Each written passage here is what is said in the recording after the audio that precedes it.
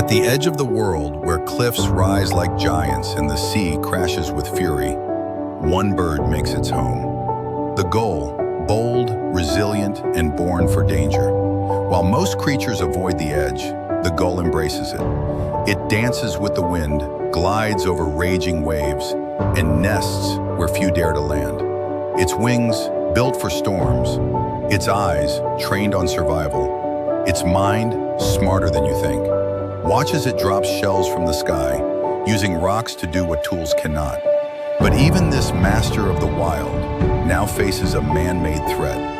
Plastic pollution, melting ice, shrinking coastlines. The edge is no longer safe. And yet, the gull still flies, still fights, still lives. Not in fear, but in freedom. Because some creatures are just meant to live on the edge.